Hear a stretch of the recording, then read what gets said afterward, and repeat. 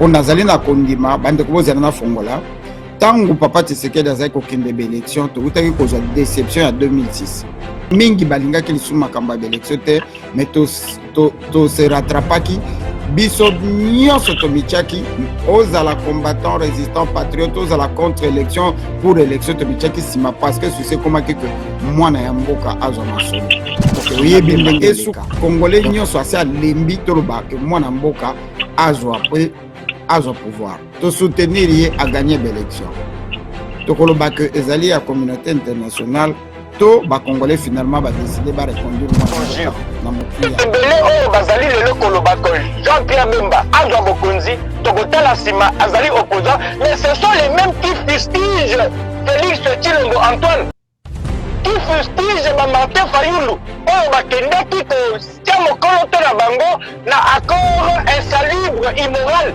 très contraire à l'ordre public oyo ezalaki conclu na centre. Alors maître Dino, l'option même à l'élection est favorable pour la bisoté dans le moment où Mboka ezalaka ya bisoté parce que aujourd'hui le Congo n'a pas sa ayaki kotanga météo politique azali komona danger oyo tozali koreprésente mpona baintérêt na kati ya république démocratisée du Congo et mpona court-circuiter elan na biso ya libération nde ozali komona azali koprocéder par ballon d'essai alateli bino tenue militaire aleka alobanga na lobisa ete que j'ai l'impression que na kolongwa na lisasi na mutu il n'a jamais dit que akolongwa na élection obozi yango élection bakei ko bimisela papa Bemba ezali wapi akosala ngona nani na seni nini constitution ndenge o ezali charte occupation ndenge maître Jackson alobi na yango selon ndenge bango moko abetelaka yango to le lobby que président ya république akosala remise et reprise na mutu oyo akogagner l'élection. Pouvez-vous imaginer un seul instant que Bemba a gagné l'élection, a sali remise et reprise na Hippolyte Kanambe? Non, Bemba a causé l'élection, a gagné l'élection, ce qui Hippolyte Kanambe.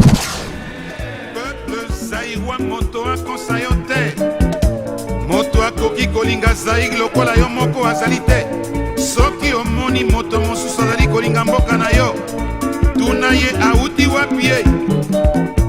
Aye koluka intérêt ya se ya mabele cobalt cuivre na shabae Osako banasomi ekolo Congo Magadi lo mama merci mama ya kozala moto liboso ya kokota losako epai na bino mwa loyembo liboso to banda mayanga na poko ya lelo ezali opesi mbwambwa alobi na sina lembi pese epai na nyao toye lokola mapinga banasomi ekolo Congo po ezali masola mapinga Hippolyte Kanambe ase alakisi biso ke ye azali mapinga partout azali kotambola alati mapinga Jean-Pierre Bemba mapinga lelo tokobeteli sola Jean-Pierre Bemba lo sako mona someko pa yo azali Jean-Pierre Bemba peuple lelo alingialo banatina na yo place yo azali bande ko ba famille ba membre ya MLC bobonga mato solo na peuple congolais tokei epai na Luambo Makiadieu lokangala loyembo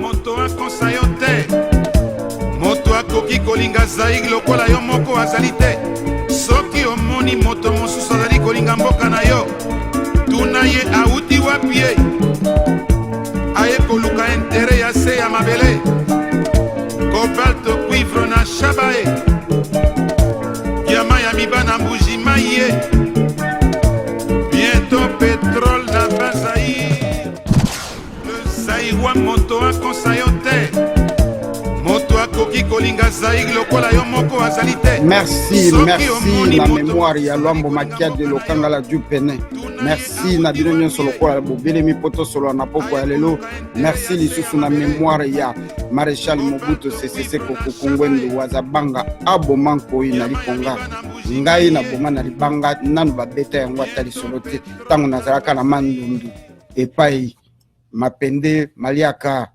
mbizo ya mobeso kimia ekoka kozala na mabota na bino chers compatriotes mesdames messieurs fidèles de l'émission Éveil patriotique bana somi ekolo Congo epai nyonso bino bozwami kimia ekoka kozinga na mabota na bino moto na nzambe oyo andimelaka lelo toye kosolola likambo ya République démocratisée du Congo mboka na biso, mboka monene, mboka etondankita, mboka oyo mikili mimba bazali kolela.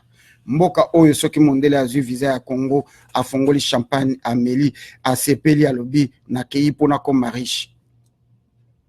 Mwana soki verite eleki mingi na monoko, bakoya kobenga yo epanzama. Mwana soki verite eleki mingi na monoko, tokei mbango na nzela ya singa epai tokozwa ndeko na biso Georges Mpasi.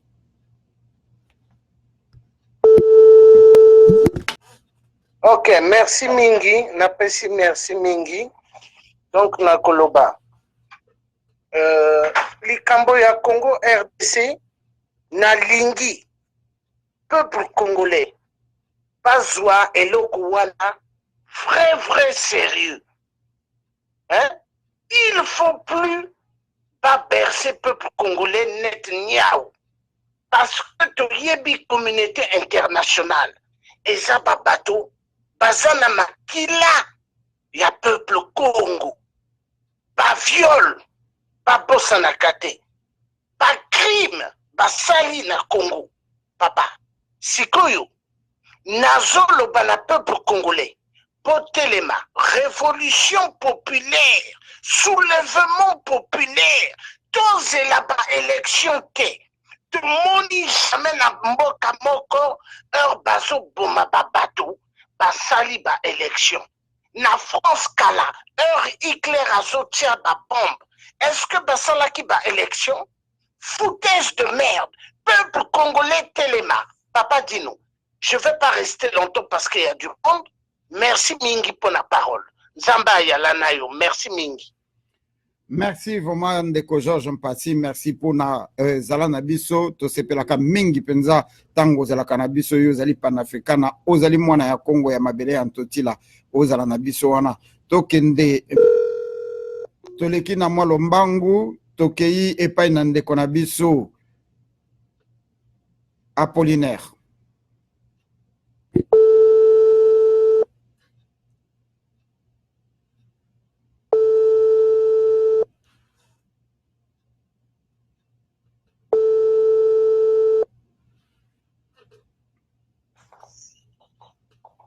Allô? Le sako papa Apollinaire malobeye penayo. Oui, le sako mbote na bandeko nyonso bazolanda biso et puis mbote na bandeko nyonso ba intervenir. Donc juste na sujet lelo ya pona Jean-Pierre Bemba nalingi mama déjà o auto loba alobi yango déjà makambo na lingaki na loba par rapport à émission na yo na Herman Cohen. Et effectivement ngape na relevaki deux propos na yo na on a monaki yango assez grave et en tout cas très clair. Yango na pe mama a relevé yango. Donc le fait est que nommer Bemba non pas comme espoir ya peuple congolais mais espoir ya catégorie moko na kati ya peuple congolais. Donc quelque chose de très grave. Et puis le fait est que aussi a précisé qu'il y a komaki mukanda pour Babi Missa Jean-Pierre Bemba et que 10 ans ça suffisait. Donc c'est bien dengue bande komsu déjà ba relevé pour ana na nga point na linga mingi na loba et ça comme na loba qui la dernière fois moi je pars toujours sur l'hypothèse que Congo ezala jamais na maboko na biso tozala jamais colonisé et pas ba belge. Donc le fait est que Congo bande na biso en tout cas ba papa na biso ba comprenaki que Congo ezalaka na maboko na biso te ba bandi ko bunda mundele mayele na ye ou communauté internationale ndenge mutu nyonso alinga bengango mayele na bango ezalaka comment faire pour ba récupérer un mouvement de révolte où ils ont s'annoncer. Ils nous l'ont déjà fait plusieurs fois, je répète, basali bisongo plusieurs fois.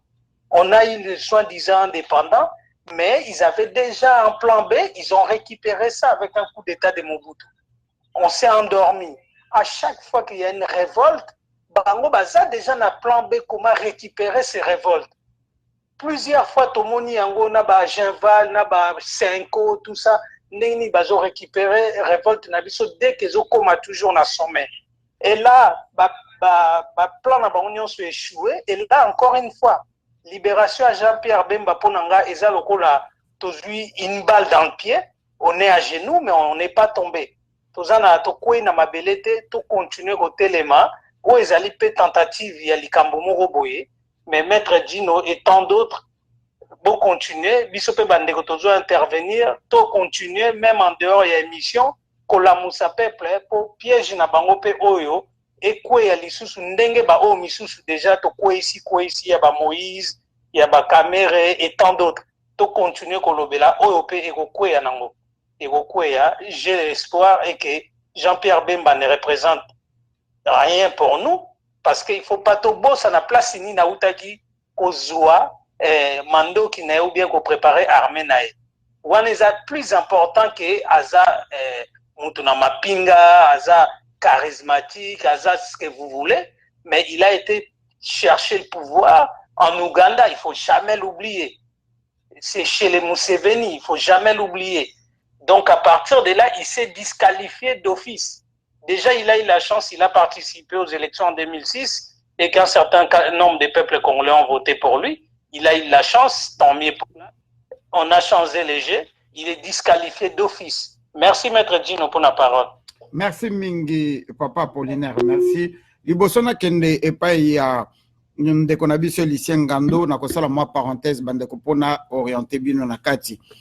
Bandeko ba komi komisa la passe mingi pona maloba oyo Herman Cohen alobaki, je le salue en passant Pascal Andakabiso. Tozo tambola na bepa ya batu wana po toye baka mingi qu'est-ce que bazo kanisa et koka ko permettre biso to se réajuster. To sala kayango pona nini po makambo oyo Herman Cohen alobaki soki ndeko na biso congolais alobi yango mutako chango kazate. Soko côté na ba réseaux sociaux, il y a beaucoup des analyses na situation ya Bemba oyo batu mingi bazo cha yango kate. Mais le col Herman Cohen a lobby. Alors laissez-moi vous rappeler. Tu salis plus de 4 interviews na Herman Cohen ya face à face. Tu na mituna ya modèle nyons. N'a-t-il pas dit à l'époque où il travaillait encore avec Paul Kagame? N'a-t-il pas dit que Hippolyte Kanambe, le Congo était déjà coupé? N'a-t-il pas dit que le Kivu, ndeko fourmi rouge to moni appel na yo, toko pesa yo maloba, ndeko fourmi rouge to moni appel na yo, toko pesa yo maloba. Alors, ndeko Herman Cohen, mbalaboni asi alobi que Kabila a kosilisa en été. Ba déclaration boni a salaki na 2016, Kabila est resté au pouvoir. La déclaration nini a sali na 2017 malgré une année à Niki allé 2017 et Sili, la déclaration nini a salaki contre Hippolyte Kanambe. Tant Hippolyte Kanambe yé na New York ndeko Herman Cohen to monaki na ba photo na couloir. Cohen a sala ba déclaration ébélée et Kabila est resté au pouvoir. Boyoka kindenge na tuna kié mandat ya Bush eleki, 2 mandats ya Obama eleki. Ni mama Ani Mishimba tomoni appel na yo lokolo benga kananzela mususu zala na biso wana tokopesa yo maloba.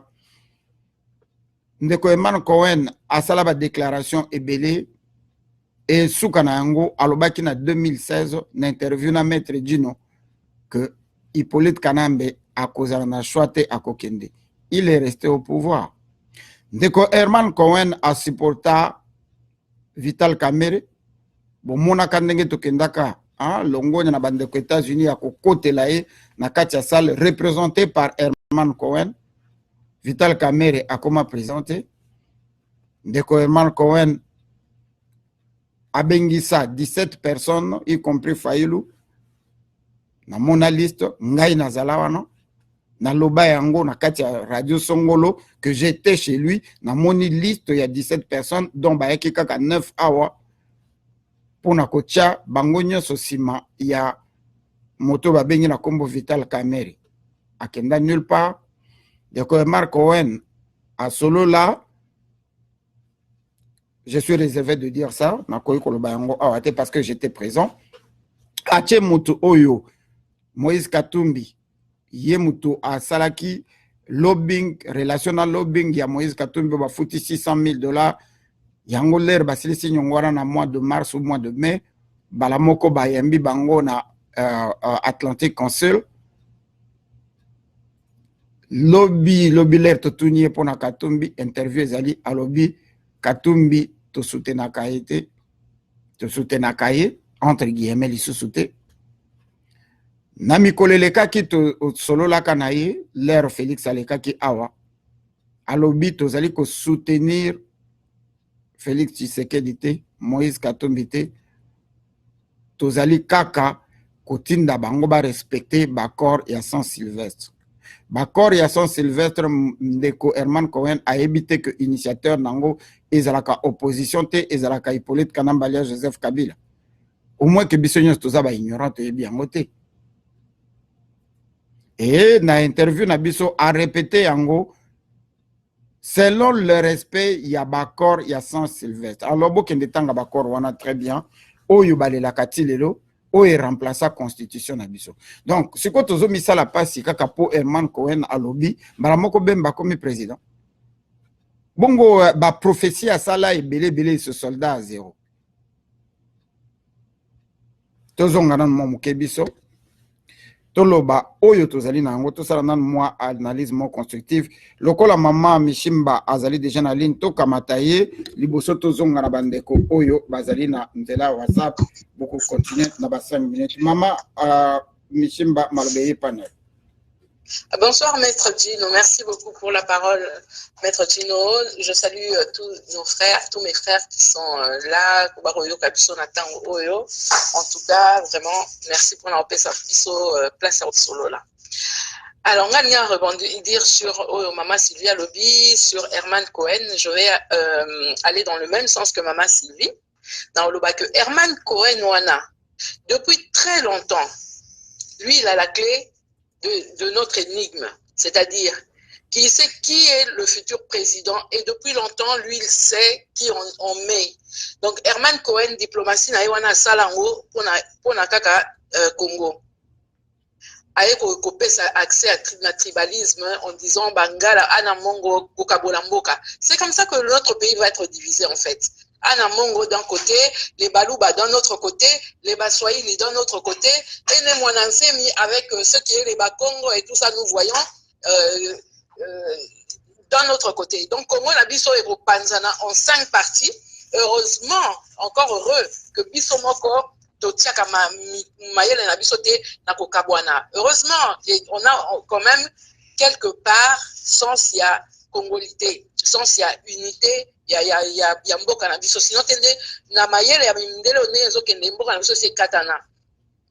Donc na devise na bango o bango bayaka nango toujours depuis la nuit des temps, diviser pour séparer pour mieux régner. C'est ça ce qu'ils sont en train de faire maintenant. Ils sont en train d'instiller tout doucement. Bah, c'est pas bandaka là, mais c'est quoi comme na souka les dernières gouttes, il y a tribalisme, parce que Jean-Pierre Bemba est l'élément qui va peut-être déclencher ce sursaut de tribalisme, parce que na moni bazaki batwa Tshisekedi et simité siko et bakse siko mungala on a mongo ce que ana mongo pour aya siko yepe kotia moi graine na ye comme togo mandeni. Donc, Herman Cohen, il est arrogant. Il a une arrogance, on ne peut plus. Hein? Azana Koloba, Makamamboka na biso, loko la soki biso toaki balamike. Donc, l'infantilisation du peuple congolais. Les décideurs, entre guillemets, Herman Cohen, le père, il sait mieux que nous ses enfants, nous les Congolais, nous le peuple congolais, il sait mieux que nous ce que nous voulons. Nous sommes des perpétuels enfants, Maître Gino. Hein? Nous avons toujours été des enfants, nous avons toujours été considérés par la communauté internationale. Depuis Berlin, nous avons considéré Karaloko la Banamike, quoi qu'on soit adulte. Nous sommes considérés comme des gens indécis, des gens influençables, des gens qui ne savent pas décider d'eux-mêmes. Il nous faut à tout prix un tuteur ou bien Batiapso sous curatelle. hein, pour na batu mususu ba ya ko konzara biso ba ya ko aider biso ya ko gérer bien oyo ba bo nzambe atia na mabele na biso. Donc nzambe asala ki erreur ya ko pesa biso biloko wana, il fallait apesa biso tuteur c'était moko boye pour permettre biso tozala tout droit. Herman Cohen azanan, hein? Herman Cohen azali même pas ambassadeur actuellement, azali ancien ambassadeur, il n'est même pas un envoyé des États-Unis. Il est arrivé à la fin de sa retraite, il cherche comment entretenir sa vie et garder sa luxure.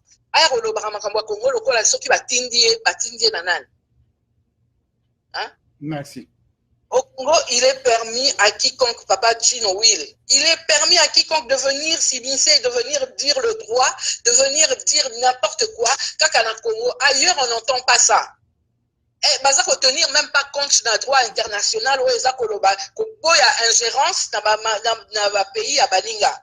Biso na Congo, tout le monde peut s'ingérer. Donc le droit international ne s'applique pas au Congo ni aux Congolais. Donc notre terre, c'est comme ça qu'ils ont décidé, est une terre indépendante, libre pour terre moko ya échange, même biso toza considéré même biso toza considéré ka lokwa ba nyama. Mais de quel droit monsieur wana ayaka ko na ba onyo sur occidentaux ba ko kupaka biso chic. Il coupe la chic aux Congolais. Il nous donne pas le droit de montrer de quoi on est capable. Depuis au Botamatos à la sous leur influence, sous leur tuteur. Hein?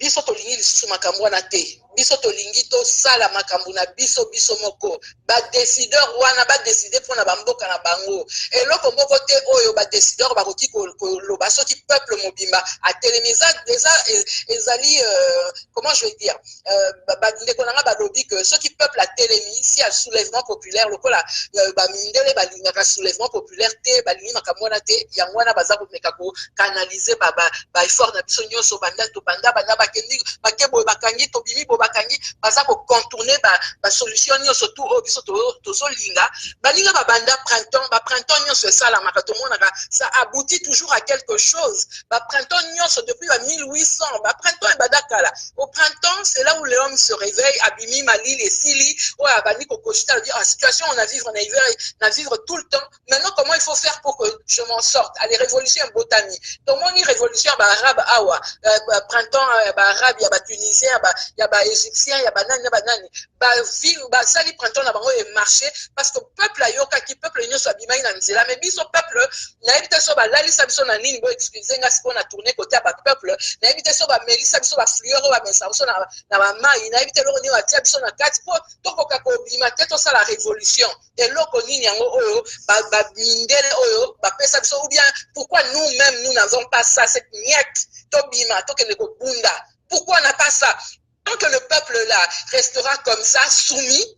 Il y a un décideur barozana mot à dire. Mais quand le peuple se lèvera, se soulèvera, prendra cet article 64 alinéa 1 qui est dans leur fichu torchon de constitution et sortira pour se battre, pour foutre dehors tous ceux qui viennent s'imposer par force, eh bien, mukolo wana nde makamuna mboka la biso ko changer, mukolo wana nde ba décideur ba obanga biso, lokola ba banga ki biso le 4 janvier 1900 kuna kala. Aux hommes, on a maître Gino. Donc, choix ya Mbemba, ezali choix ya ba Congolais te, ezali choix ya ngai yo yete. Pour biso te to voter yeto, leki na économie te. Babimi c'est na prison. Mais dites-moi un peu pourquoi maman, c'est toujours les mêmes comprends et on recommence. Tolobi sikoyo te pour alobi na ne lokote mutu moko pena na ngelo te. Siko bino alobi na ne lokote. Mais babimi si oyoki bien décideur wana abimi si balobi bien ka komaki mukanda biso toyoka yango ye moko pe na malobane na vidéo sakina ye alobi yango bien que eza choix na bango donc choix na bango eza eleki choix na biso donc il faut bango va décider na place na biso et puis eloko wana tolingi yango te eloko nini bakamataka toujours les mêmes, on dirait sur 80 millions là, il n'y a que 6 personnes wana nde bazali na capacité ya ko gérer mboka na biso, mayele nyoso za masala na ba Congolais atia na mituna bango. Pourquoi toujours les mêmes? Équipe pour la té. Ah, mais yango wana ndeko Bemba pe azali na parti politique na ye azali pe na misolo azali pe na lobbying ekoki kozala pe que akotoyaki bango po atrouver kaka liberté azonga vanda na famille na ye n'a jamais dit que akokende be ah oui mais yango wana tozoloba soki ezali que bango mutu babimisi ye po bapesa ye opportunité ya kokonza asala so na ponami ndenge ezalaki bango moko bayokanaki parce que oyo tozomona malgré que tozoyoka yango boye bayokanaki que 2 mandats ya Kabila 2 mandats ya Bemba est-ce qu'azali azoyoka et c'est comme ça que ça a été prévu il y a si asali 2 mandats na est-ce que mon nge fatsa 2 mandats na ye oyo kuna tingami yango wana nde ozoyoka kipeleke so ekoti na kati ya bongo Kabila ndio kende sute. Merci maman toki maman mbangu bande bazali mo ebele eloko amuke papa Dino na obakisa na lobi ba magistrat wana oyo bazoyoka biso lelo mpona moni ke bamisusu baza komenase ake bakosala biso mabe na Congo bakosala baboti na biso mabe na Congo bayebaka ke bango mpe bazali bato bakufaka mais ba magistrat wana il est temps bakoka retourner veste na bango retourner kazaka na bango parce que tokomi na temps ya suka bêtise ezalaka na limite. Kabila a sous la force T, c'est le moment de le désavouer. Voilà. Merci beaucoup. Merci Mingi. Bolembi si bandeko tokei epai na ndeko Lisengando tosala lokola mama Anité 5 minutes par respect tokokai kobotola ye maloba te 5 minutes parce que ndenge tolobi lobi ezali mokola mosala tokozala penza molai ndenge tomesana kozala ba 2 heures 3 heures du temps te tokei epai na ndeko Lisengando 5 minutes. Nde tozongi na bino bandeko na biso oyo ba invité na biso ya lelo bozala déjà prêt bokoka kozwa ba 5 minutes na bino ndeko Lisengando malobeye pa ina. Bonsoir maître. Tozoyoka yo na musika meka komatsama mungongo. Bonsoir, quand même bien. Là c'est bon maintenant. Ok. Il faut parler. Donc bonsoir Losako na bande konyo surtout balandi. Losako na maître Dino P na bisonyo surtout autozali en ligne. Merci pour la parole na koloba na beaucoup c'est na 5 minutes ndongo pesingai na ko yebisa na bande ko na landi banadis bande ko basali ko banda na ndeko na biso Jackson maître Jackson na bande ko ba intervenir. Amoni ke ba congolais tozu maele belé awana mikili ya otonde tobi politique ba ekolo yango na université te mais tout ça la PRRT lelo na ba université ya Poto tout comme na Congo to monaki science politique ezalaka ndele onyo te tali même eloko ya muke même ménage na Poto batangelaka yango ba biloko biso to négligaka eza place mondela za na avance lelo oyo tango bazolo mambo ya Bemba Jean-Pierre Bemba to ebake tango tozolo bamboka eza occupé c'est vrai le Congo est occupé tango tozolo bake Kabila l'élection sans Kabila les élections sans Kabila eza au côté la opposant en ati c'est vrai tozana na opposant c'est des accompagnateurs il y a pouvoir mais toi ba yango ke opposant mingi bazana o baza branché ba yebi makamunde ko salema ils peuvent pas le dire na voix des zones banques les cana na radio na éveil patriotique baloba yango te bandeko na to kondanaka papa Ngwanda un jour apesaka na vidéo moko na kala baloba ndeka to kakabatu alobaka eloko moko boye na vidéo esala ke Kabila Kanambe a changé place na ndako la ko biso tant to sala ka be mission pona ko akula ka batu bazolo ba mamba ba élection bolingo pousser bandeko baloba ba plan o eza caché. On ne peut pas tout dire dans la voix des ondes. On ne peut pas tout dire. Bino bokanisi pena bandeko congolais o aza humilié baza bazoba bazoni dimakino ba kine ba élection sans qu'il y ait des garanties. Et puis ba garantie est belé donc les choses ne peuvent pas se dire parce que na point au commission bosali moindre erreur il y a information et que au bénéfice il y a monguna pe il y a eu avantage à changer stratégie c'est tout. Mais on ne peut pas tout dire. Et puis même quand on dans la place on sous-souper bah ouais parce que nous peignons tout est alors tout ce là tant on va qu'à l'occupation c'est vrai les Congo est occupé mais quand on parle de Kabila za le quoi mutu ya nyoka so bokati nyoka mutu ba o nyoto batikali ba roubé robane ba rokima bafandi wana po baza na tête ya mboka na biso. Alors totika nanu émotion na politique mundele akolia émotion na biso ti. Après la Seconde Guerre mondiale, pas ces alaki en Europe, même la Première Guerre mondiale, ils se sont dit tozali na mayele, on a la science, mais pour science wana to matérialiser ngo, nous devons piller l'Afrique. Mundela yokane za kop na bango et Congo eza jardin d'Éden o nzamba bengana ka Adana Ève. Source ya ni les ana Congo, c'était l'Éden. Israël wana les afro Israël va créer yango ko créer. Ba juif wana les ba vrais juifs, c'est nous les bantous, les vrais juifs. Ba juif o mona kawana na o bazo boma ba palestinien baza na nzambe te, c'est des Khazars, les descendants anciens rois ya Turquie, ya empire ottoman, qui ont été aidés par Illuminati na niveau ya Londres na ba pouvoir occulte en Occident. Même les États-Unis est occupé. Natia article moko kakawana, il y a un ex-agent, il y a CIA a dénoncé l'état profond et le gouvernement de l'ombre des États-Unis. C'est pas Washington qui dirige. Il y a le gouvernement de l'ombre. Sokotali batwaibika ba Congo. CIA, mais on a 26 agences de renseignement aux États-Unis. On ne peut pas tout balancer comme ça. Émotion ezoboma biso ba Congolais. Mundele maman moko na marche na ya mundele. Papa nazaki résistant en France. Abi papa, tout le monde ande bosara ba marche. Mais jour mundele okufa na mboka na bino bobanda oboma mindele, ndé place dans une solution. C'était une façon de dire que tant wasilisi alobi soki biso to eko aider bino. Parce que si là na Congo soki biso to liani, tozo pétrole wapi. Mais mundele pona ba intérêt pour y vivre, il faut appuyer bino. Mundele okyo bomayo pour y alia lipa. Alors biso siko ndem to tikalika na ba sentiment na ba émotion. To tika so mundela bimisi Jean-Pierre Bemba. Mundela zo bimisa Jean-Pierre Bemba parce que moni bino ba Congolais bozo koka ko s'organiser te pona ko benga na kanambe.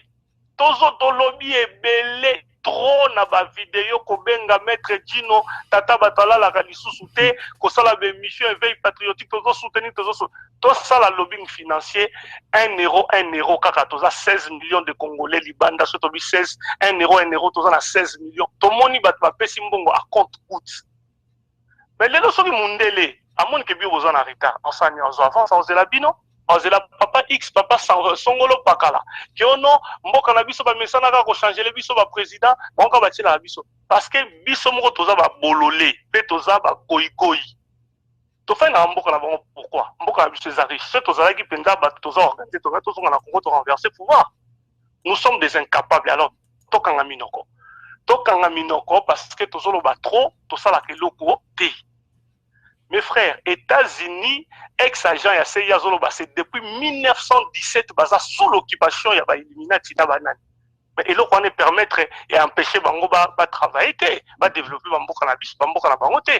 Kagame yoana. Est-ce que ça choix ya peuple rwandais?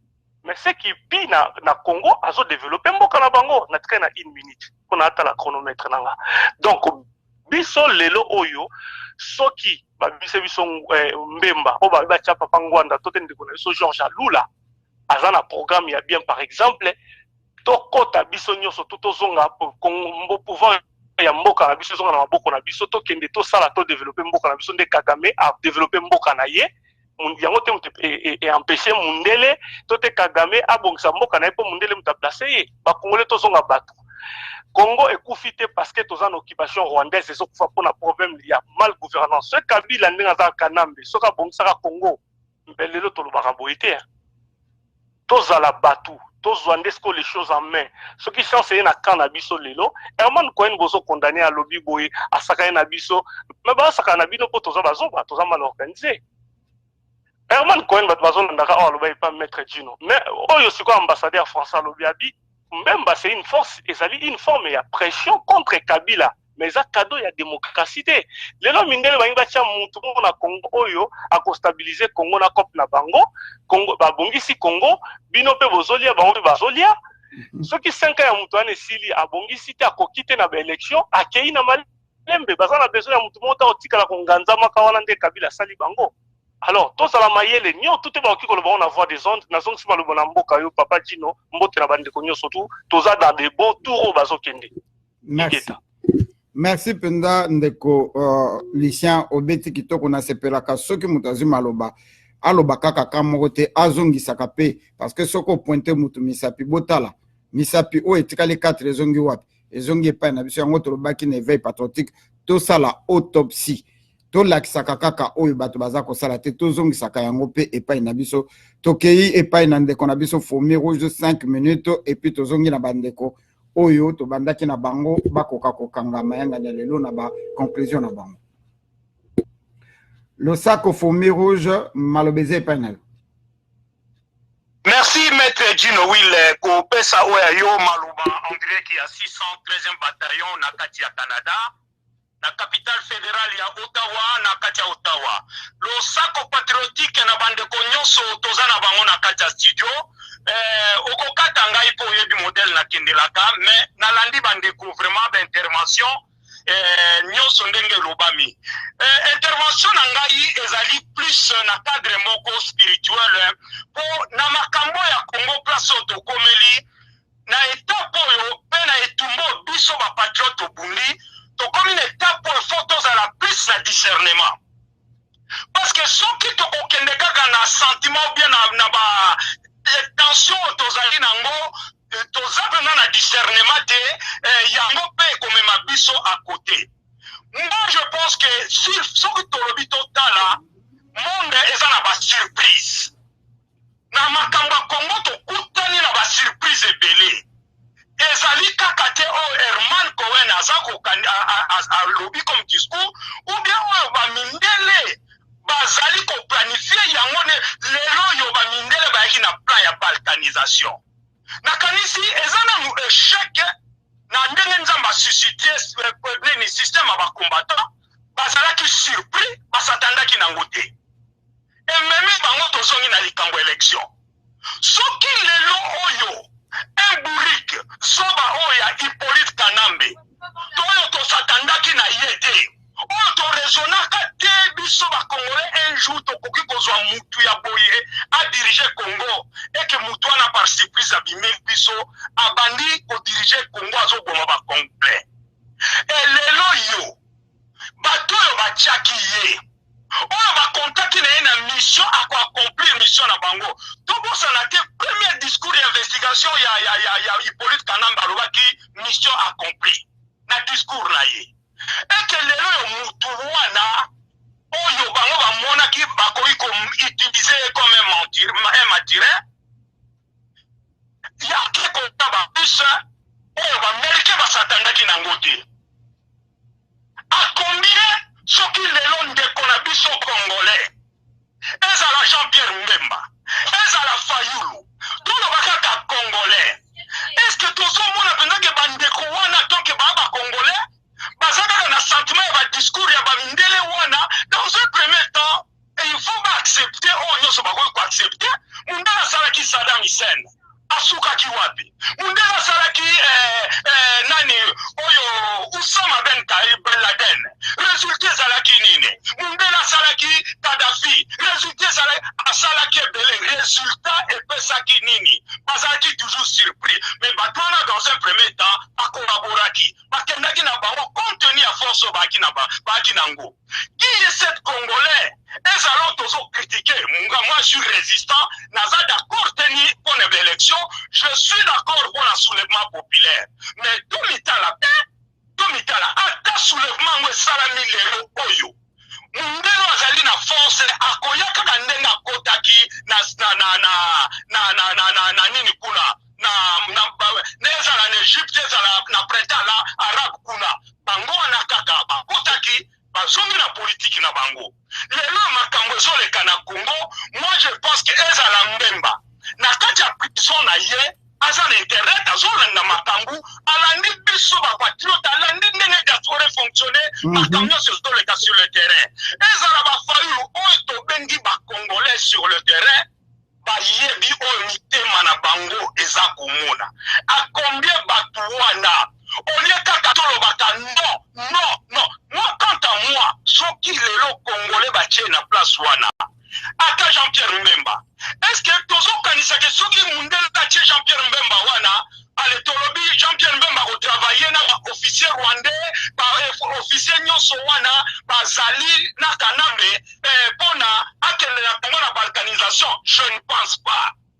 A accepter yango te. Mais ekozala bana Congo. Mais avec le temps, akoki pe ko changer idée na ye parce que trop c'est trop na makambo ezoleka na Congo. Na kanisi soki to tourner na place wana. Muto bango bachaki azaki zoba lelo azo sala face na ba américain, azo sala face na ba français na alobi na kolongwa te akei kota ba Russie. A combien soki mwana mboka oyo andimi nanu alikomi na place wana. Est-ce que akosede na balkanisation? Mais je le oui ngana kanisi nanu osali boso soki ezala Jean-Pierre Mbemba. Soki azwi pouvoir wana na mitu na biso ngai. Option na ya balkanisation elongwe. Parce que moi c'est Jean-Pierre Mbemba za congolaise, Jean-Pierre Mbemba za congolais. Est-ce que bako accepter? Likambo ya balkanisation bakende nango ba continuer dossier ya Hippolyte Kanambe. Je ne pense pas. Option ya balkanisation elongwe. Et de trois, il faut tout y être 10 ans ya Jean-Pierre Mbemba, 15 ou 18 ans ya occupation. Ba Congolais to koli to komi mur. Ezala Jean-Pierre Mbemba. Papa zala na biso wana to kopesa maloba ndeko asilisa. Facilité la situation biso ba Congolais to vivre a kozala na moso facilité pour na ko diriger Congwana. Peu importe ba américain, peu importe ba français quoi, mais a kozala na moso facilité parce que ba Congolais kozala na serré na kanche kozala ki tout double pour na ko diriger mboka wana. Merci. Voilà ngai na yaki na option wana tokoki kozala kaka na négativité te compte tenu ya gravité ya situation eza na mboka. Mutu bazala kanera ata sur ba américain mindele. Bakoko ko ya pene nzamba koko cha bango na intention bible solo bayango. Atem intention na kati na bango par erreur bazui congolais batieli biso wana. Toka suwe na biso ezali mwana mboka azwa mboka tolongwa nanu na ba option oyo tozolela ba Rwanda ba na mboka za occupation nyonso toko quand même moi option moko ekolongwa tokotika na quelques options oyo tokotika la kobunda nango peut-être ba américain tout ça ndenge bakoluka ba planifier wana. Ngai fourmi rouge Ingeta. Allô? Papa Jackson, s'il te plaît. Papa Jackson, ndekwaza na maloba, tika biso topesa yo maloba.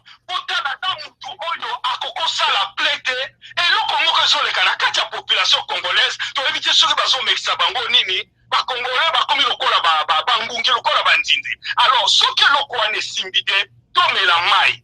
Totala nanu ba Congolo tokoki kotia maboko ezala ye Jean-Pierre Mbemba ezala sokona mais soka za Congolo identité na ezali confirmé to kitisa motema tokoyeba ndenge tokomema ye Ingeta, merci papa, merci. C'est important mingi ba police ba officier wana baza déjà ba homme d'affaires o basi ba ngindi da ba moko ta kolinga tikala wana pona kaka pona Congo c'est ba kopakata bato wana bana mboka bakosala armée na bana mboka batone kozala ya changer. Voilà maître Dino Willen na kokanga maloba te peut-être kokoloba ya mingi mais pona ngai penza na lingi ko tia mutu na ngana kilote o Jean-Pierre Mbemba ona mundala ko salaire acho azongeli biso congolais. Merci. Merci mingi papa o bandi ko se répéter. Merci mingi to yo na boke bibonso. Ingeta. Merci Ingeta Dino oui. Merci mingi bandeko nasepela kaboye to beta c'était mutu na motalo ba makanisi na ye awa to yeko swana te to yeko bunda te to yeko lobela Congo to ke pa na papa Jackson Mbumba soki to longwe pa na ye to zongi na bandeko oyo to bandaki na bango malobeze pa na yo to ye pa na yo. Oui, la question toi qui est que est-ce que Kokitabe Masoka a gagné les choix à peuple, tous les choix. Ekozala choix ya peuple ndenge tozomona makambo ndenge za kokende soki lelo yo bemba kiti na ndenge nyonso abimeli ndenge makambo za kokende et que bacheli de fin ya Hippolyte Kanambe a gagné pour nazali na kondima bande ko bozana na fongola tangu papa Tshisekedi azali kokende be élection to utaki kozwa déception ya 2006. Batu mingi balingaki lisu makambo ya élection te mais to se rattrapaki biso nyonso tomichaki ozala combattant résistant patriote ozala contre élection pour élection tomichaki sima parce que souci komaki que mwana ya mboka azwa masolo toyebi ndenge eleka donc il se pourrait pe na ndenge toza kokende na bemba esu congolais nyonso asi alembi toloba ke mwana mboka azwa pouvoir to soutenir ye a gagner d'élection tokoloba que ezali ya communauté internationale to ba congolais finalement ba décider ba reconduire mwana mboka na motu ya mboka malobe pa na na momo kuse papa minute na biso ezali ya kotanga. Oui, la koloba ke ekozala choix moko piégé mais un choix moko stratégique. Choix piégé parce que peuple a se retrouvé devant un fait accompli. Choix stratégique, ce qui même va gagner parce qu'ils allaient choix des autres, des intérêts des autres. Vous voyez que Moutou Akangisi Bemba, ils allaient lier Moutou Akangisi Bemba, communauté internationale de Moutouana. Qui est le Saïe. Ils allaient contre pour la biso. Que la communauté internationale Akangisi, il y a un Akangisi, biso qui devant un fait accompli, parce qu'on a un choix que vous voyez. Les années qui ont même moko na tango maréchal. Bato bazalaki na choix te lokola maréchal pe alitolingi akende bon musée azoya tozwaka musée mutu mosusu aza te ezali ndenge wana puis bato balobi bato bazomona ke musée azalaki ye moko azalaki akompagne na bato pene na ye barwandais baugandais baburundais bazalaki wana ce qui est qui déjà dans mon copain dit bon merci beaucoup sur un service bazonga mais vous voyez ma camonne les gars qui tire le to commis et pas to commis le to d'aller coller là le to d'aller souffrir pour en dingue les qui va mais par contre poser une question à comment il y a Bemba et que vous allez la candidat mususu bazali pe ba vous allez pele wana pas trop quoi la professeur John Malala ngai naza kokanisa te soki mpe katumbi akozwa place akozala mais nazali kokanisa jamais bakatumbi oyo nyonso wana bazali bashwi ya kitoko professeur John Malala azali koprésente plan moko ya kitoko ezali na sous le travail la sécurité et l'éducation nazali kosoutenir te plan ya ndeko George Alula ezalaki na bacontradiction ebele nalobaki na oke nakaki na intervenir lui qui parle de la libération azoloba occupation mais quand azoloba occupation okomona ye azolobela na cadre occupation aza koloba ke non les comment occupation na ye to azolobela yango ozomona azoloba ke ils reconnaît l'occupation de l'ONACIS plutôt et il pense à ces 144 milliards où il y a besoin. Vous avez déjà occupation 144 milliards. Et puis, le combat, il a commencé depuis l'état de maréchal. Alors, vraiment, il y a trop de contradictions dans les Camerounais. Les Camerounais, comment est-ce qu'ils ont d'identité? Les Camerounais, comment est-ce qu'ils ont d'identité? Il y a de l'argent au Congo. Les ressources sont là. Partout, Bazali, il y a Congo. Minerai, il y a des choses à dire. On va aller côté carrément, on va aller détourner les recettes. C'est ça le problème. J'ai été en finance, j'ai travaillé en finance. Recette est non, mais comment est-ce qu'on compte? Problème d'homme, bateau basalité, bateau leadership, basalité, bateau honnête. Pour canaliser les ressources, pour payer la population. Tout ça, il faut dette. Vous allez diriger le Congo sans dette. Chose à l'eau, peut aller se renseigner. Je comprends pourquoi il est passé 3 fois sans réussir. Non seulement parce que vous avez piégé, mais il n'est même pas sorti deuxième. Papa, kolobela nano que George Alola te lelo émission za pona été zonga na nazomi na ko kanisa ke lokola na résumé aux présentés na Congo ya Bemba qui a gagné et que vous avez le choix il y a communauté internationale parce que avant la intérêt muta kanisi mutaki ko kinisa yi a Dieu peuple devant fait accompli. Au moins, peuple ceux qui a suivi parce que à mon niveau de mon société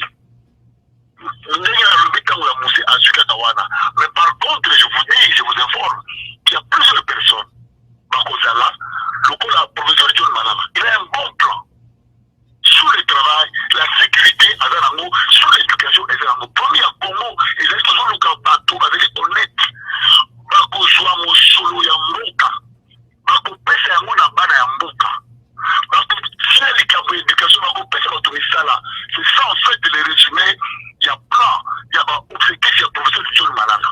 Merci. Voilà, je crois que n'a pas me résumé que ce qu'on Merci mingi papa tokozongela yo ndenge to prometaki to ko inviter yo o meka ko sala analyse sur yo zali na kati États-Unis place tozali na Edi Disweme oyo azali pe na projet moko ya kitoko na Cincinnati tozali na John Malala le savant bande ko nazali ko apprendre bino que professeur John Malala azali reconnu comme savant sur na ba informatique awa et puis tozali pe na Noël Chani ndenge to yo kaka ye na ba réseaux sociaux ba to bazali ebele tokozongela yo. Merci beaucoup. Merci Mingi. Bande ko boko permettre nga boleki tellement ebele. Et si je dois donner la parole à tout le monde, tokola la awa. Nakadisi oyo bazu malobate ba en vouloir ngaite ezali ndenge salamaka.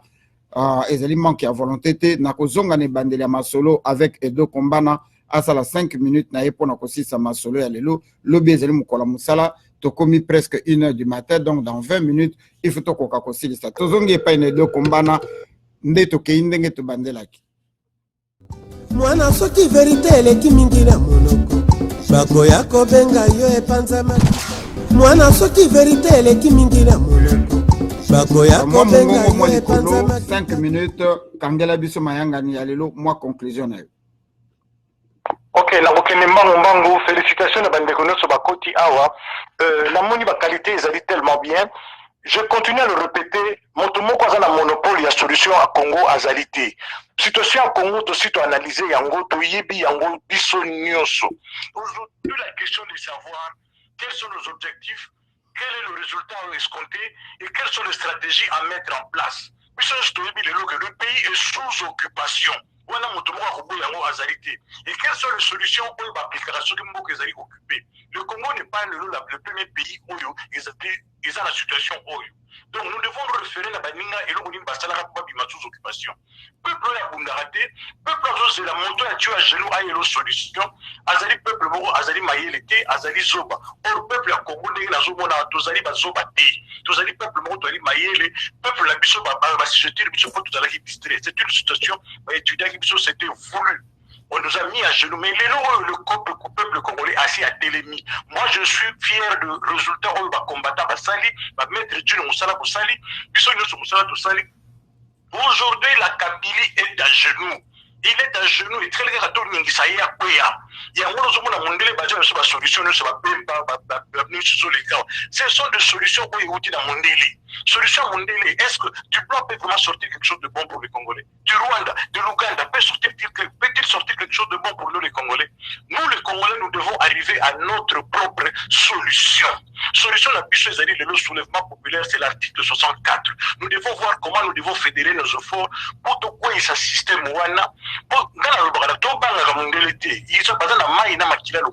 ils pensent et réfléchissent le biso. Et tout Congolais place à Zali, il faut qu'il ait leader dans moi point naïe.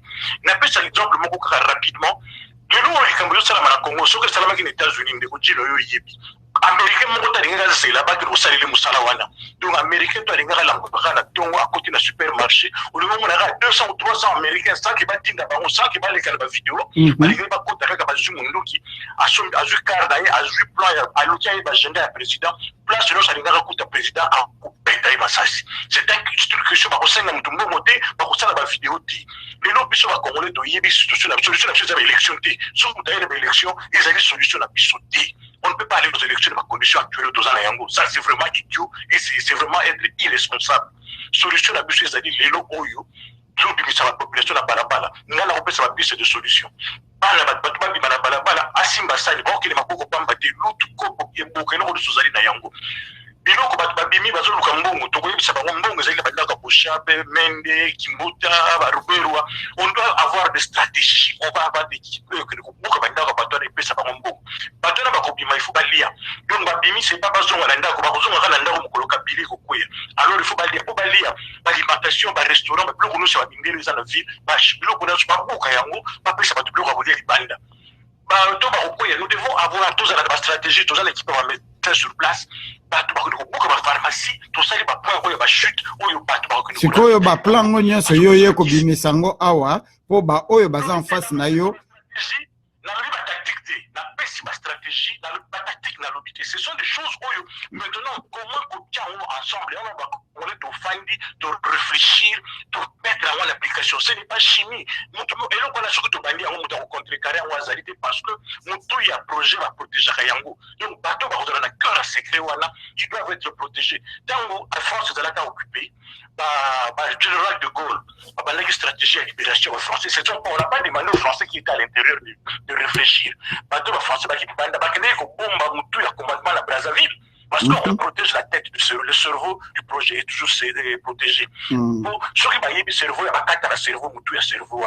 Donc, tous allez dans la solution à la congolaise. Montagne la campagne élection, ce n'est pas une solution pour nous appropriée. Tout dit comme amateurisme, nous n'avons pas en face de nous des amateurs. Nous avons en face de nous des gens qui nous ont étudiés et qui ont mis un plan. Et ce plan est révisé toujours en fonction de ce qu'ils rencontrent sur le terrain. Les locaux, c'est parce qu'ils ont trouvé une résistance des combattants. Ils n'arrivent pas à organiser le pays. Donc, il y a l'amateurisme, il y a l'essayisme, nous devons aller avec un plan, et plan on est cause à la statique, il faut de la dynamique, ou de corriger avec le temps. Nous avons quand les hommes il y a beaucoup, nous avons sur le micro pour Banika Bazar Ozela, mais je crois que je me suis fait comprendre. Merci Ming. Merci Ming, Tolandio na Bokebi Bonso, merci Ming de Kwedo Komba na Tokei et Pai na Maître Jackson. Maître Jackson, Ozo Kabiso. Ouais, Nazali Koyokayo, merci beaucoup, Maître Gino, Namaloba Ozongi Selingai, par respect d'abord, Nakobanda Kumisa Bandeko Nyoso, Oyo va intervenir avec une mention spéciale, Naba Mama Patriote, Marie-Sylvie Mami Donja Okako, na Animi Shimba, pour Naba Mayele Oyo Bamemi, na Lisolo Yalelo. Maître Gino, on va permettre, Nasa la observation, Moko, on dirait Congolais azali koyebate bitumba azali kobunda. On dirait Congolais azali koyebate esikani ni bazali komemaye. Congolais mususu ezali bango nyonso tote po ba maloba ezali ya kokesana ba Congolais mususu. Merci beaucoup. Nazali koloba généralement ba Congolais mususu bazali koyebate esika tozali kokenda. Na moni to komi presque na situation oyo tozalaka nango. Tango AFDL ezali na nzela ezali koya tokomaki koloba baya kaka. Congolais na moni ndambo ya ba Congolais balembi bakomi koloba tondi ma solution mondele akomemela biso tango moto na ye bakotiela biso toko changer makanisi tokoyeba ndenge akobunda. Ezali irresponsabilité manifeste et caractérisée peuple atamoko ya ekolo moko ezali komi benga responsable akoki ko réagir bongote. Maître Gino tobeta lokole na tina likambo yango. Nako préciser d'abord que Jean-Pierre Bemba azali choix ya peuple te, peuple atikala ko ponayete ko bimabimi prison pour aya ko kamba biso. Azali libanda par la volonté ya bato oyo batiaki ye na boloko. De deux, bazali ko beta masolo ya ba élection. Mais élection yango ekozala organisée par nani et puis sous quelles conditions. Tolobela likambo ya charte ya occupation. Tina tobenga kayango charte ya occupation ezalaka po problème ya légitimité et se posaka sur texte wana oyo ba imposa biso comme constitution de la République. Tosi to monisa mimbala ebele que bato oyo bakendaka na référendum po bakende ko pona charte yango et comme la constitution ya mboka batikala ko prouver jamais qualité na bango que bazalaki ba congolais. Tanga mibeko oyo ezali kokamba mboka na biso oyo imposa certificat de nationalité comme seule preuve ya appartenance na nation congolaise. Mais tomonaka na 2005-2006 bato oyo bakendaka enrôlement babimisaka ba carte pour citoyen d'usage pendant la deuxième république, babimisaka permis de conduire, babimisaki carte rose de véhicule, babimisaki attestation de perte de pièces. Faute de ces documents, bazalaki ko se faire accompagner de 5 individus déjà enrôlés pour témoigner sur la nationalité de la bango congolaise.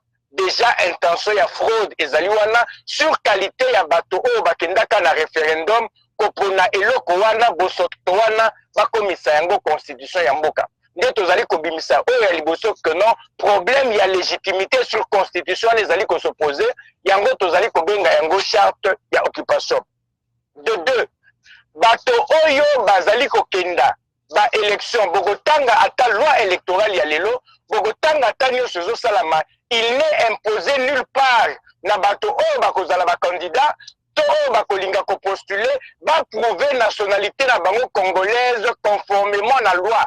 Article 42, il y a loi numéro 04/024 du 12 novembre 2004 et le but est preuve la nationalité congolaise et zalaka établie par certificat de nationalité dûment délivré par ministre oyo azali na ba compétence na ye na likambo ya nationalité. Mais ba oyo bazali kokenda, oyo bazali ko postuler selon loi ba kokenda na ba attestation de naissance, ba kokenda na ba carte il y a enrôlement oyo bazui na lolenge oyo nauti ko démontrer que ba prouva jamais que bazali ba congolais. Comment tokoki koloba que tozali kokenda ba élection un problème réel ezali lié na souveraineté ezali ko se poser sur ba électeur na ba candidat tozali peuple ya lolenge nini parce que toloba déjà que nationalité ezali un des attributs ya souveraineté ya mboka. Et voilà que nous sommes aujourd'hui disposés d'aller cracher sur notre souveraineté, ya kokenda maponami o toyebi motote, toyebi makolote. Ezali irresponsabilité, ezali consécration ya occupation ya mboka na biso. Ndela azali koloba la peuple congolais. République a démocratisé du Congo oyo, ezali mboka na biso. Batieli biso mibeko. Mibeko yango ezali ko sortir kaka ba effet vis-à-vis ya peuple congolais.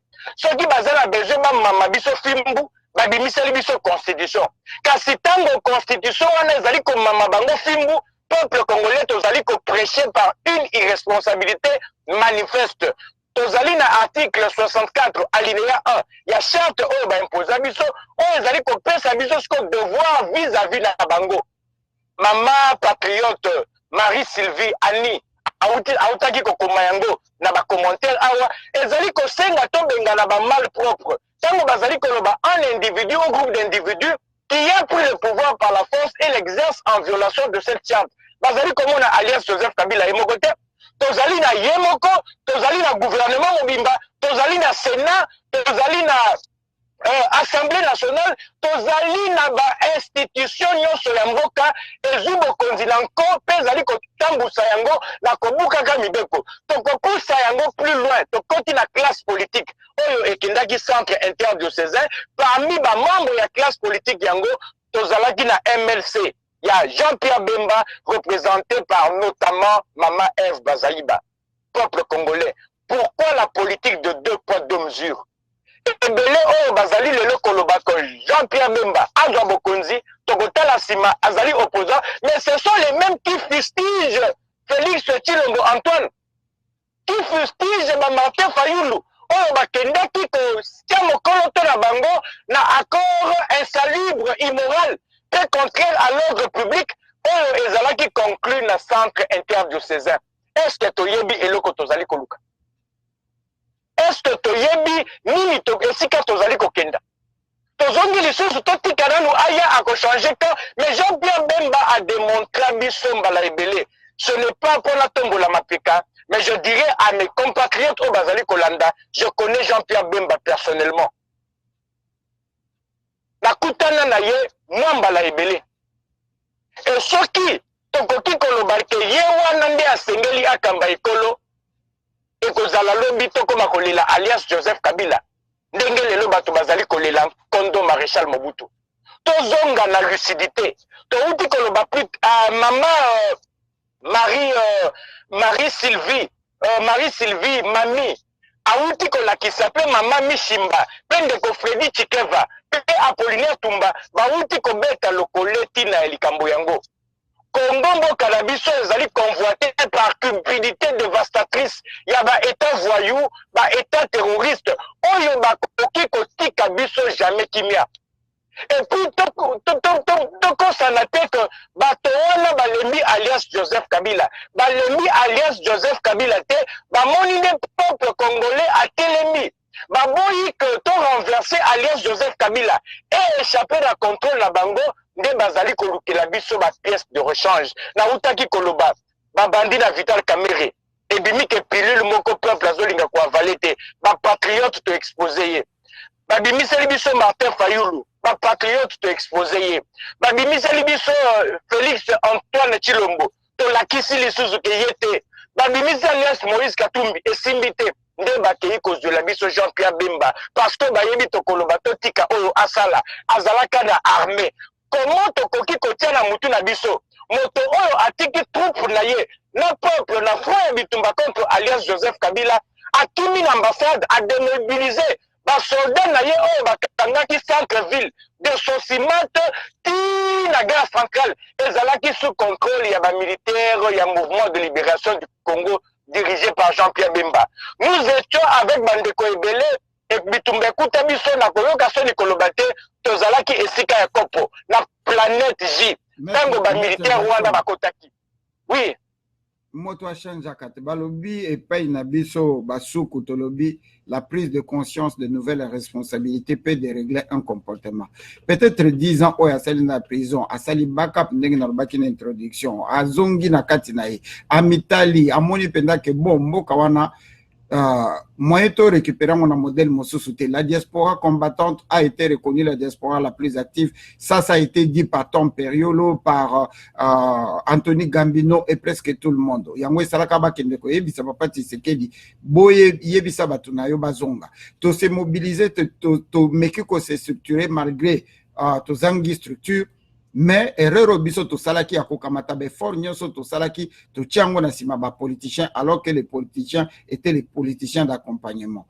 Tant ba ko constater que la diaspora a été incapable yako lakisa yako bimisa penza peuple nyonso na soulèvement populaire simplement parce que bato bamanda côté kabisa ezalaki ba politiciens. Je reviens le 15 le 19 le 20 et le 21 oyo kamere azwaka coup de fil kaka ya mototo ya mbaki Herman Cohen ayebisi benga RFI na minute oyo sala déclaration bato bazonga na ndako masolo wana ebetama na suka toyoka yango ke basala yango parce que peuple alobaki soki soulèvement ke simba kabalingaki ba imposer papa Tshisekedi to mona yango peut-être na biloko union surtout autour de l'expérience Bemba pe place à l'état mususu ça na ba calcul oyo que ayebi que élection wana ezali mise en scène ezali éphémère mais calcul ezali na mutu na lokola na sa prononcer te et koki ko za la pe moyen te to kende na total ndenge koleka même ce que ko zo biso sous 20 ans mususu.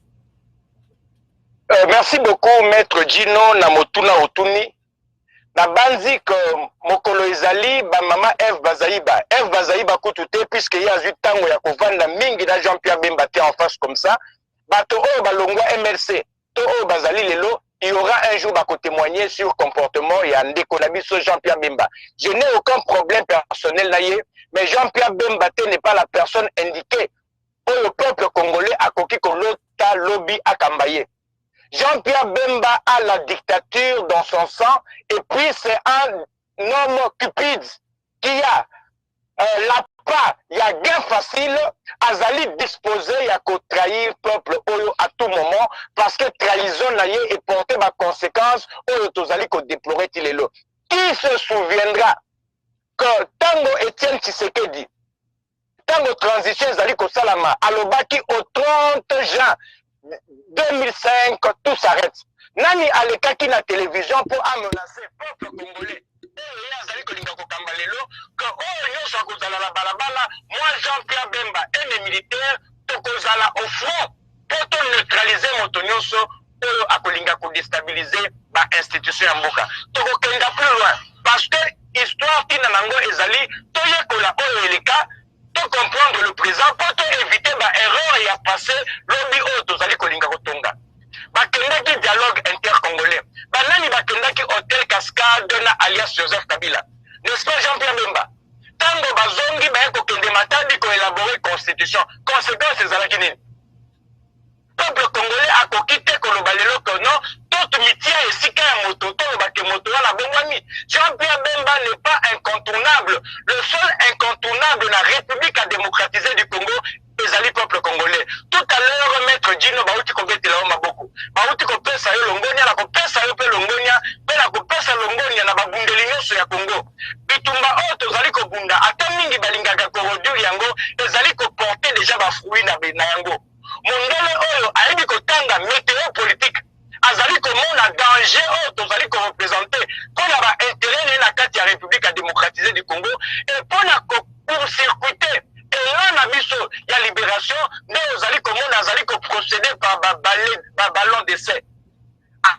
loboko totiki ya kata akati lokolo totiki ya kata akati litoi totiki ya kata et puis alobi le mouton est silencieux alors to décapité to bomaye nde esika bazali komemela biso soki lelo totelemi awa ndenge oti koloba que peuple abimi na balabala te ce n'est pas par notre volonté mais c'est par la volonté ya baacteurs politiques oyo bazali au service ya baimpérialiste baennemi ya peuple congolais oyo tout le temps bazalaka parti libanda mpo bazwa bainjonction na badirective bakumba peuple congolais na démobilisation bafaire miroiter ye une libération par des voies démocratiques alors que le pays est sous-occupé. Maman Marie-Jeanne, maman patriote Marie-Jeanne, atunaka motula wana.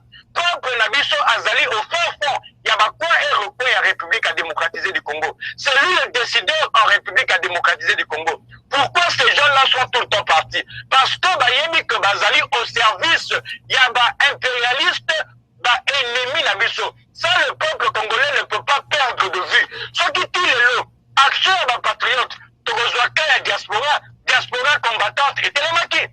Banani bakei ko fragiliser diaspora na kati ya mukili ya poto to na kati ya États-Unis. Les politiciens. Pas acteurs politiques.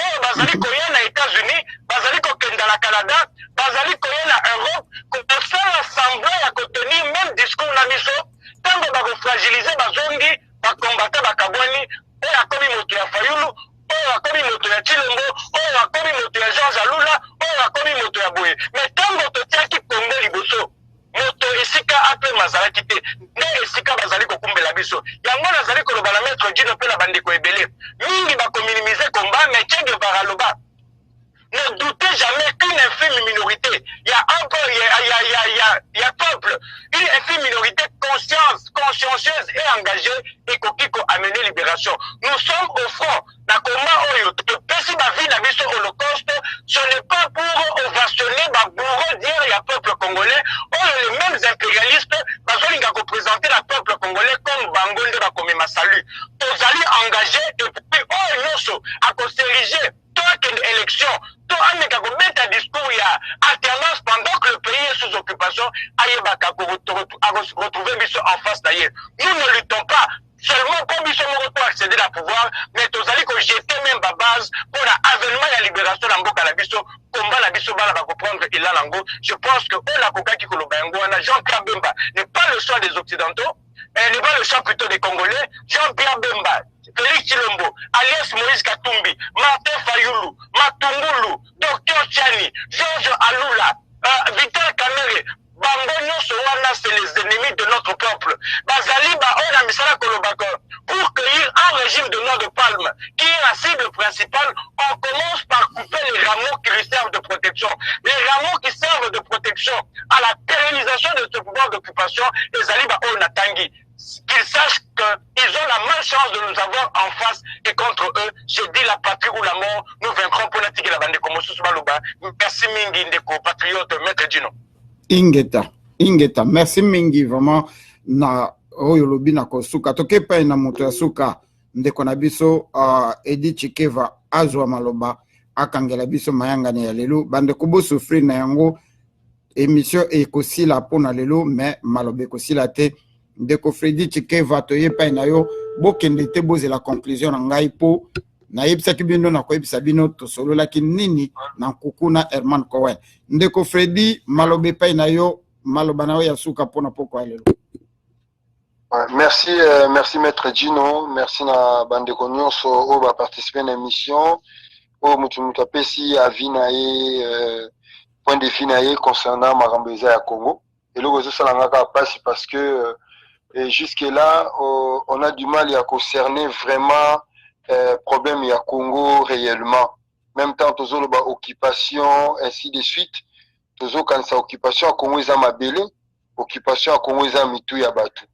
Nous sommes dans un système, nous vivons dans un système politique au biso to salate au yo criminel et ya Congo génocidaire à Congo zabula Congo chapo ete dominer biso diriger biso bandakala et nous vivons dans un système politique qui est composé de bactères politiques au bazana kati sur le bactère économique, militaire, politique, scientifique ainsi que religieux. alors que ce système ezali correspondre était na vision culturelle na biso, na forme identitaire na biso, na ba pensée na biso, na ba approche na biso. Maître Gino, la démocratie n'a jamais été homogène. La démocratie est hétérogène. La démocratie ne se mesure pas par rapport au nombre de partis politiques. Donc, au monde, États-Unis, il y a deux grands partis politiques, les démocrates et les républicains. Soit il y a en France, au monde, il y a un parti politique ébélé. Soit il y a en Russie, au monde, il y a un parti politique ébélé. Et cela n'est pas dit que démocratie États-Unis est qui à France, toi à France, c'est qui à Belgique, toi à Belgique, elle est qui à Mbokaboué. Il n'y a aucun État au monde qui est réellement démocratique au sens de la définition de la démocratie. Il n'y a que des États apparemment démocratiques et des États en transition démocratique. Ce qui est auquel on va proche à Mindele, on discuter le long. La République démocratisée du Congo n'est pas un État en transition démocratique ni un État apparemment démocratique. Il y a une dictature. Il y a un État voyou. Il y a un État de nature. Oyo mutu na mutu azosala makambo ndenge ya lingi. Alors maître Gino, l'option même à l'élection est favorable pour la bisoté dans le moment oyo mboka ezalaka ya bisoté. Parce que aujourd'hui le Congo n'a pas sa souveraineté. Le Congo n'a pas sa souveraineté. Au moins, un critère d'un État, nous avons la population, le pouvoir politique, les territoires et la souveraineté. Dans le cadre de la souveraineté, le Congo n'est pas un État souverain. Parce que depuis Congo démocratique et Salama, on a été déjà toujours dans sous-domination, il y a autorité, il y a pouvoir, il y a un peuple étranger, il y a une puissance étrangère, impérialiste, toute forme de. Alors, présentement là, patriotique, on suppose que tout le monde a comme un souci à Mbokanaye échanger, a comme un souci à bénéficier de Mbokanaye. Nous ne pouvons jamais penser dans le Congo que Mindele ba lianda mo biso to lianda. Non, le Congo est à biso. Biso ne faut to liandenge to lingi et partager à qui nous voulons. Bakoy ko imposer biso partager.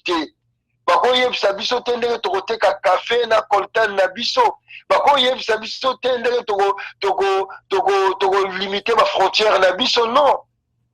Le Congo, peuple congolais, il faut pas comprendre que nous sommes sous l'occupation. Alors, toujours le Bakakawa, il faut article, toujours tant d'articles, Babiloko belé. Est-ce que toujours se poser la question, non, tu connais au maître Gino, de comment intervenir qui, au lobby avant que l'accent Moutou Moussapi, il faut mis l'accent Yomoro Moussapi. Toujours l'accent Moussapi Kabila. Le problème à Congo n'est pas d'abord Kabila. Toujours oui, il faut Bemba et consort, comme président à Congo. Malgré Naï, Maître Jackson et autres, tous appels contre Monsieur Bazapé pour Yango.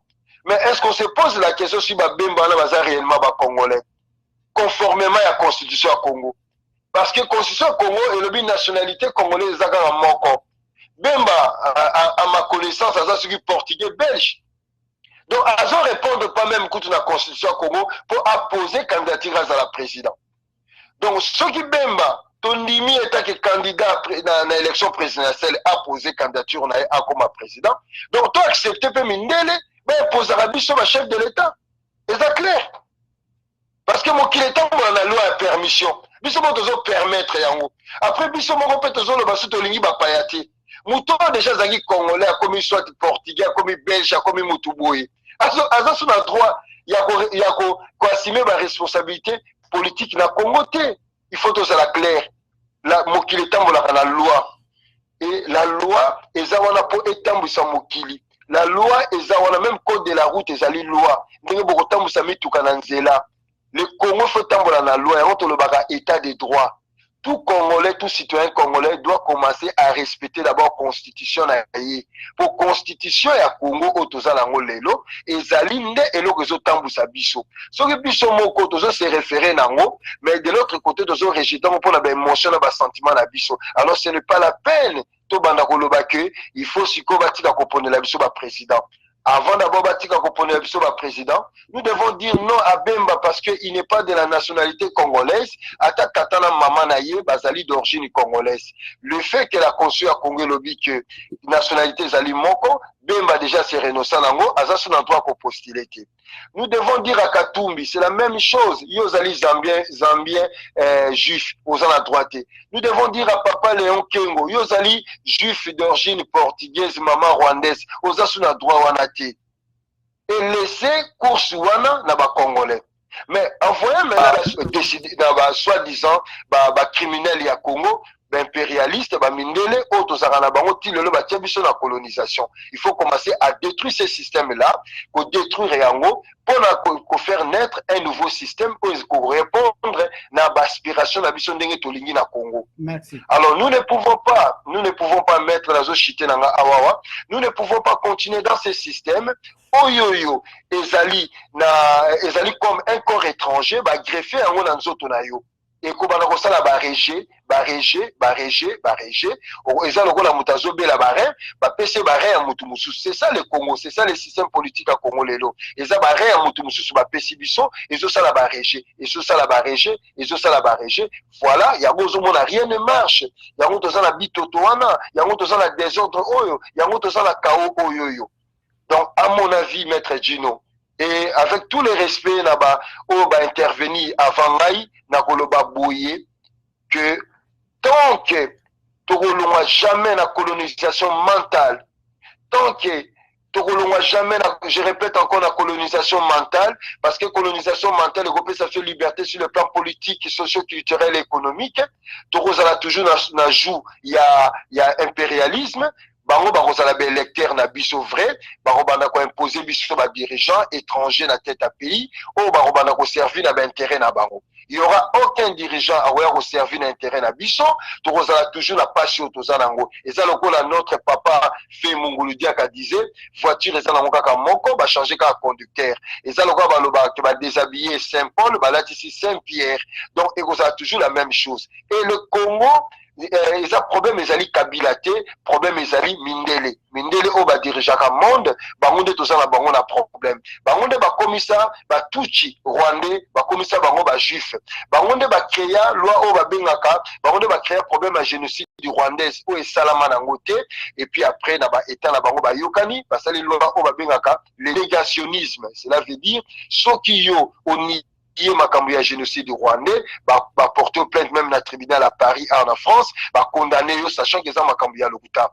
Il n'y a pas eu de génocide rwandais, toutes ces choses là et salama pour détruire Congo, kabola Congo, sa nationalité collective, ainsi de suite. Donc nous vivons dans un grand complot ya kosakanati. Ba Congolais batalaka milingati, mais batalaka moto o ezali kopela. Baluka baye ba moto wana ezali ko uta wapi. Nous devons commencer à koboma moto na source na yango. Source na yango ezamindele. Si nous devons faire les soulèvements populaires doit il faut se diriger pour la destruction. Il y a un système politique qui a été mis en place par la colonisation, par l'impérialisme, pour te faire naître un nouveau système politique, na ba langue na biso, na ba pensée na biso, na ba coutume na biso, dans notre vision, il y a définir démocratie, élection, et comme ça, tu seras libre. Parce que jusque-là, tu as maîtriser le système OOT, tu as intégrer le système OOT, tu as s'adapter au système OOT parce qu'ils allaient un corps étranger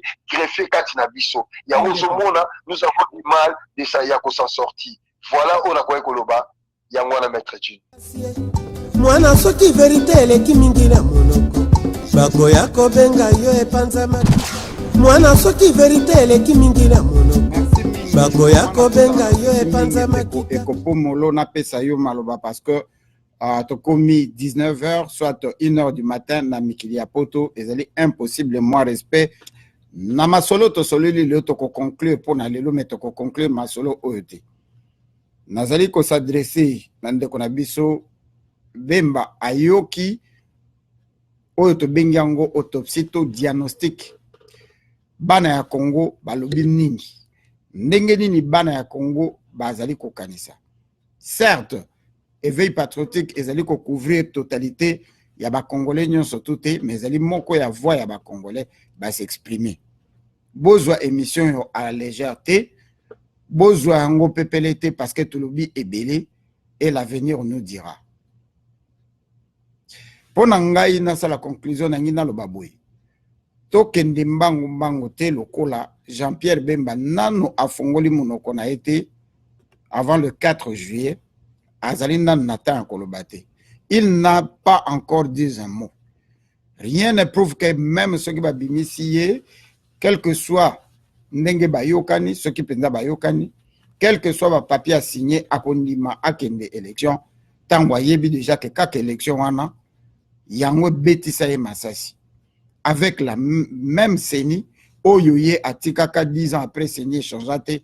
Au contraire, président et CENI, membre fondateur et PPRD, vice-président, membre fondateur et PPRD, secrétaire général, membre fondateur et PPRD, ça qu'on comptait et belé au Bazana Kati, le Rwandais, les Ougandais et les Zambiens batondi na Kati Moutako Sabinote, Bobengande Kozaki Aïb Sabino que c'est bourré des Ougandais et de Rwandais na Kati Seni. O Baye Banakakututi. Élection et Kozala o Bemba Kokende élection et Outi Wapi parce que Hippolyte Kanambe ne veut pas organiser des élections. Na ebite tokolo bango na monoko nini Hippolyte Kanambe na place ya kosomba ba hélicoptère oyo kobanda kokende kozwa ba machine à voler tosomba minduki ala telebino tenue militaire aleka alobanga na lobisa été que j'ai l'impression que na kolongwa na lisasi na mutu il n'a jamais dit que akolongwa na élection obozu yango wapi élection bakei ko bimisela papa Bemba ezali wapi akosala ngo na nani na seni nini constitution ndenge o ezali charte occupation ndenge maître Jackson alobi na article 71 na yango selon ndenge bango moko abetelaka yango to le lobby que président ya république akosala remise et reprise na moto oyo akogagner l'élection. Pouvez-vous imaginer un seul instant que Bemba a gagné l'élection, a sali remise et reprise na Hippolyte Kanambe? Non, Bemba a kosa l'élection, a gagné l'élection, ce qui Hippolyte Kanambe a zate. Bondi melangai bande kobo kanga émission oyo. Hippolyte Kanambe ce qui andimi kosa l'élection. Sinon, tout oyo bango moko babenga ka ba décideur, bazali nano ko convaincre Hippolyte Kanambe tilelo, il a pas encore accepté. Laissez-moi vous dire oyo na yuki na bakuloa na bango bazali nanu koluka ko convaincre ye andima élection salama. Est-ce que na Congo selon la constitution c'est Hippolyte Kanambe qui organise les élections ou c'est la CENI? Est-ce que bossi boyo qui place moko baza ko condamner CENI qui alingi ko organiser l'élection te baza ko yebisa biso que Hippolyte Kanambe ne veut pas organiser les élections? Est-ce que Hippolyte Kanambe a organisé l'élection oyo kolongola ye moko? Dauphin oyo ye azolinga acha eza matata mpoyo bitumba pe ezali kuna soki ba ache matata mpoyo boyeba que même soki ba imposer ye Bemba akozwa yango te masasi ekobeta pour moi na mai oba bengi Hippolyte Kanambe a signé na ndenge mokete mutako sabino te na ba théâtre bazo sala la biso sur les réseaux sociaux pour mundele akomaka pour a désorienter biso. Hippolyte Kanambe n'a pas encore décidé d'organiser les élections. Boyokeli yango wapi ba soki baza ko sala ngo na Bemba onga na koki ko confirmer awate bazali kaka kokende ko continuer koluka au cas où Hippolyte Kanambe akoki kokima akoki kobunga akoki ko décider atika na ye azali jeune asala makambo mosusu au cas où a give up bazala déjà na moto oyo bako signer se ba papier sans que afongola miso ngai na oyo nyonso tolobi awa nazonge pai na ndeko na biso Jean-Pierre Bemba pona ebika kolanda pe azali kolanda biso sala marche arrière donc ça tali kolomoko na sima otala outi wapi oza kokende wapi ovanda obotami okoli na mindele oyebi bango osali na kati ya armée osali na bango oyebi oyo nyonso ovivre peuple 80 millions bazali kotala maître Jackson maître Juno Edo Kombana bamwela général bamwela ba mama nyonso baleki awa même soki balobi ndenge balingi à la fin ceux qui te saluent soulèvement populaire na ba politicien na ba patron na bango ba benga ka ba décideur ba ko sala kaka volonté na bango au dépourvu à volonté ya peuple congolais. Mais le malheur en est que sort ou en a surtout et coûter cher, y compris ma famille na biso moko. Na bandeko bazana logique il y a élection parce que ba comme la logique que on ne peut pas gouverner ce pays-là à tato quitter tomati sans mondeli, c'est faux et archi faux. Ce qui peuple 80 millions a décidé à Télémi, kaka mindele o muto ya kobimana kati ya peuple bakobenge le nouveau homme fort du Congo. Et dans une révolution, et le maréchal Mobutu, enfoui ne tombe que quand il est mûr. Mais devant l'ouragan du peuple, mûr ou sans mûr, ça tombe quand même. Les Asiatiques n'ont pas vécu l'occupation. On les a pas infligé le christianisme. C'est par la révolution. La traite des Noirs aux États-Unis n'a pas connu de révolution. Bon, mon akaba noir, balobito lembi mundele to kokaeka kateto ke na élection. Ça a pris le temps que ça a pris. L'apartheid, tokoki kolobalelo que Mandela kendai kokopéré, mais c'était une révolution. Oye telmisaka bangoti bamoni ke tokokokali sous peuple oyote. Tant bakomi ko tumba nindele. Ba décida ki ba bi non topé ça bango pouvoir na bango. Donc ceux qui biso to give up, to préférer to zo élection que to zo souveraineté parce que to za complexé à croire que mundele attendre ni to ko kolonga été, c'est faux et archi faux. To zo décider na place à 80 millions de Congolais oyo baza ko souffrir, baza ko moisir, baza torturer, soumis à des traitements cruels, inhumains, dégradés en modèle nyoso oyo na kati ya mboka na biso. Okoki kobimisa salite na zongo otie pesi mwana alepo eloko akolia ezate. Tozali na tango prise de conscience tozana bato akozonga simate obundi olobi komi tourne na biso ya kolia. C'est le verbe que les adjectifs que vous utilisez na ba politiciens et comme tango na biso ya kolia bino bosala ya bino biso tozo sala ya biso. Est-ce que bato wana nde tokokende na bango d'élection? Tobenga ki ministère ya intérieur ya Zambie pour ba pesa biso ba information sur l'identité ya Moïse Katumbi ba poser moi ba condition mais d'ici vendredi beaucoup mon a lettre ya ministère ya intérieur ya Zambie en ce qui concerne Moïse Katumbi. To memi on a direction wana po tozo lobaka to kene na wana ndenge wana. Tondi ma président Oyo, bazako kangana ba passeport, Oyo déjà passeport basi ba annonça yango que zalaka expire, mais atambola kandengini na passeport expiré, azana nationalité zambienne, beaucoup mona yango da document, azana nationalité congolaise, azalaki italien, azali soki lisusu soki ya mboka nini.